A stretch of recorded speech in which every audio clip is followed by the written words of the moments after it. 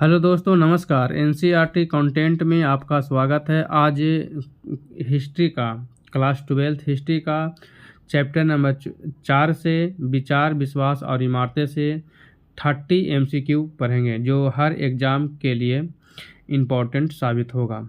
Question number first, Mahavir ने पार्श्वनाथ के सिद्धांत में क्या नया जोड़ा है? अहिंसा को जोड़ा है, ब्रह्मचर्य को जोड़ा है, सत्य को जोड़ा है, अपरिग्रह को जोड़ा है। तो महावीर ने पार्श्वनाथ के सिद्धांत को, ब्रह्मचर्य जो है उसको नया जोड़ा है।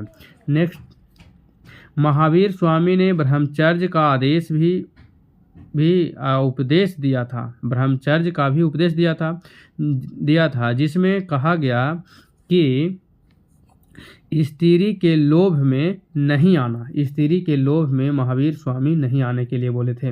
नेक्स्ट क्वेश्चन, श्वेतांबर और दिगंबर का संबंध किस धर्म से है? श्वेतांबर और दिगंबर का संबंध जो है किस धर्म से है? जैन धर्म से है कि बौद्ध धर्म से है, ईसाई धर्म से है? तो श्वेतांबर और दिगंबर का जो है संबंध जो है जैन धर्म से संबंधित है। श्वेतांबर और दिगंबर का संबंध जैन धर्म से है, जिसमें श्वेतांबर का अर्थ होता है श्वेत कपड़ा धारण करने वाला और दिगंबर का अर्थ होता है नग्न रहने वाला। नेक्स्ट क्वेश्चन, जैन धर्म के 24वें तीर्थंकर कौन है? जैन धर्म के 24वें तीर्थंकर कौन है? तो जैन धर्म के 24वें तीर्थंकर पार्श्वनाथ हैं। जैन धर्म के प्रथम तीर्थंकर अगर पूछेगा तो प्रथम तीर्थंकर ऋषभदेव। प्रथम तीर्थंकर ऋषभदेव प्रथम हो गया, और दूसरा तीर्थंकर 23वें तीर्थंकर पार्श्वनाथ, और अंतिम तीर्थंकर महावीर हो गए। नेक्स्ट क्वेश्चन, आर्यों की सभ्यता किस नाम से जानी जाती है? आर्यों की सभ्यता है जो किस नाम से जानी जाती है? तो वैदिक सभ्यता के नाम से जानी जाती है, और वैदिक सभ्यता के नाम से जानी जाती है आर्यों की सभ्यता को। आर्यों की सभ्यता जो है वैदिक सभ्यता के नाम से जाना जाता है। इस सभ्यता में लोहा का खोज हुआ था। वैदिक सभ्यता में ही लोहा का खोज हुआ था। नेक्स्ट क्वेश्चन है, आर्यों का सबसे प्रमुख पशु कौन था? सबसे प्रमुख पशु जो है कौन था आर्यों का? गाय, बैल, सांड, घोड़ा। तो आर्यों का सबसे प्रमुख पशु पूछेगा तो घोड़ा हो गया, और प्रिय पशु पूछेगा तो सबसे पालतू आर्यों का सबसे पालतू जो पूछेगा तो पालतू बनाया था कुत्ता को, और प्रमुख पशु हो गया तो घोड़ा हो गया। ठीक है। नेक्स्ट क्वेश्चन, आर्यों का सबसे प्रिय पेय पदार्थ क्या है? तो सोमरस है। पेय पदार्थ सोमरस है। नेक्स्ट क्वेश्चन, गौतम बुद्ध को महापरिनिर्वाण प्राप्त कहाँ हुआ था? तो महापरिनिर्वाण मतलब मृत्यु होता है, वह कहाँ हुआ था? तो कुशीनगर में है। कुशीनगर में, ऑप्शन नंबर सी सही होगा। कुशीनगर जो कहाँ पड़ता है? श्रीनगर में। श्रीनगर में पड़ता है कुशीनगर, और वहीं उनको उत्तर प्रदेश में पड़ता है कुशीनगर, वहीं मृत्यु हो गया था। महापरिनिर्वाण मतलब मृत्यु होता है, वह उत्तर प्रदेश के कुशीनगर में प्राप्त हुआ था। नेक्स्ट क्वेश्चन, गौतम बुद्ध सारनाथ में दिया प्रथम प्रवचन क्या कहलाया? देखिए, बहुत अच्छा क्वेश्चन है कि गौतम बुद्ध ने, सबसे पहले क्वेश्चन आता है कि गौतम बुद्ध ने प्रथम प्रवचन कहाँ दिया था? तो सारनाथ में दिया था, और वो जो क्या कहलाया? तो धर्म चक्र परिवर्तन कहलाया। क्या कहलाया? धर्म चक्र परिवर्तन। गौतम बुद्ध ने प्रथम प्रवचन जो है जो सारनाथ में दिए थे, और वो धर्म चक्र परिवर्तन कहलाया। नेक्स्ट क्वेश्चन है, गौतम बुद्ध के अष्टांगी मार्ग में कौन सा सिद्धांत नहीं है? देखिए, बहुत अच्छा क्वेश्चन है कि कौन सा सिद्धांत नहीं है? तो सम्यक दृष्टि है, और सम्यक व्यायाम भी है, और सम्यक चरित्र भी है। ये तीनों है, और सम्यक स्मृति है। सम्यक चरित्र जो है, ये सम्यक चरित्र नहीं है। सम्यक व्यायाम है, सम्यक दृष्टि भी है अष्टांगिक मार्ग में।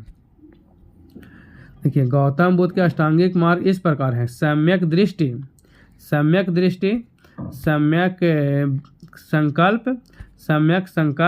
सम्यक वाक्य, और सम्यक कर्तव्य, सम्यक व्यायाम, सम्यक आजीविका, सम्यक स्मृति और सम्यक समाधि, ये जो है गौतम बुद्ध के अष्टांगिक मार्ग हैं। बहुत अच्छा क्वेश्चन है कि सम्यक मार्ग जो सम्यक दृष्टि 1, सम्यक संकल्प 2, सम्यक वाक 3, सम्यक कर्तव्य हो गया 4, सम्यक व्यायाम हो गया 5, सम्यक जीवन हो गया 6, सम्यक स्मृति हो गया 7, सम्यक समाधि हो गया 8। ये जो है गौतम बुद्ध के अष्टांगिक मार्ग हैं। नेक्स्ट क्वेश्चन,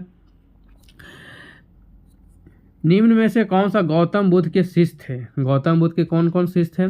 तो आनंद थे, सही बात है। रूपाली भी था, ये भी सही बात है। कश्यप भी था, ये भी सही है।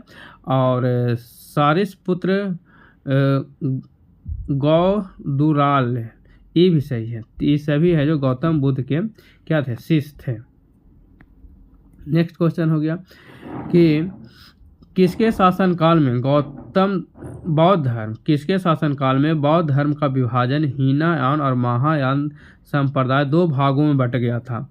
तो कनिष्क के शासनकाल में। कनिष्क के शासनकाल में, कनिष्क के शासनकाल में ऑप्शन नंबर बी सही होगा। कनिष्क के शासनकाल में बौद्ध धर्म जो हीनयान और महायान 2 भाग में बट गया था। हीनयान और महायान संप्रदाय का विभाजन 4वीं शताब्दी ईसा पूर्व में कनिष्क के शासनकाल में हुआ था।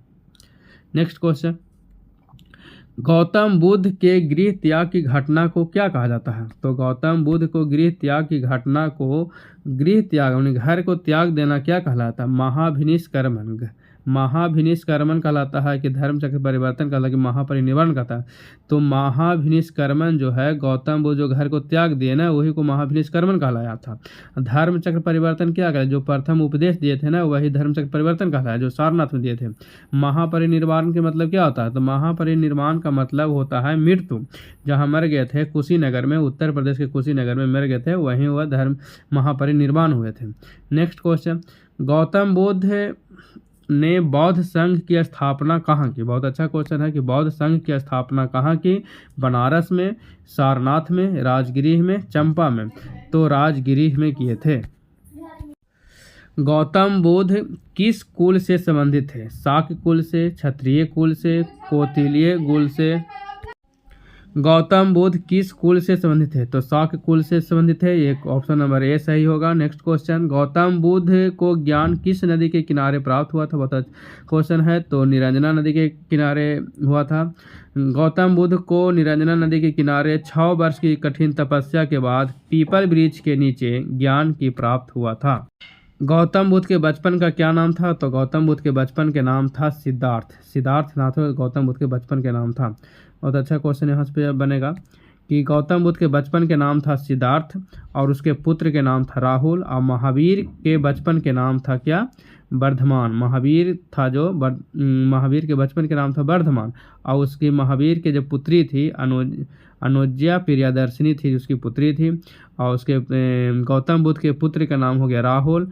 और उसके बचपन के नाम, गौतम बुद्ध के बचपन के नाम था सिद्धार्थ। यानी 12 वर्ष के उम्र में घर को त्याग दिए थे और 6 वर्ष की कठिन तपस्या के बाद गया के कपिलवस्तु में ज्ञान की प्राप्ति हो गया था। नेक्स्ट क्वेश्चन, महात्मा बुद्ध को ज्ञान कहाँ प्राप्त हुआ था? अभी पढ़े थे। तो राजगृह में, बोधगया में, तो लुम्बिनी में, सारनाथ में। तो बोधगया में महात्मा बुद्ध को ज्ञान की प्राप्ति हुआ था। महात्मा बुद्ध को ज्ञान की प्राप्ति पहला उपदेश सारनाथ में दिए थे और ज्ञान की प्राप्ति हुए थे कहाँ? बोधगया में हुआ था। नेक्स्ट क्वेश्चन, गौतम बुद्ध किसके समकालीन या मगध सम्राट था? तो चंद्रगुप्त मौर्य, अजातशत्रु, अशोक, बिंबिसार। तो ये था जो किसके साथ? बिंबिसार के समय था। नेक्स्ट क्वेश्चन, गौतम बुद्ध को खीर खिलाने वाली स्त्री का क्या नाम था? जो गौतम बुद्ध जो खीर खाए थे वह किसके के यहाँ खीर खाने से उसकी मृत्यु हो जाता है? यानी मृत्यु का मतलब क्या हो जाता है? महापरिनिर्वाण हो जाता है। तो गौतमी के नहीं, सालवती को नहीं, सुजाता नाम की लड़की थी, वो गौतम बुद्ध को खीर खिला देता है और तो इनको मृत्यु हो जाती है। और कहाँ मृत्यु हो जाती है?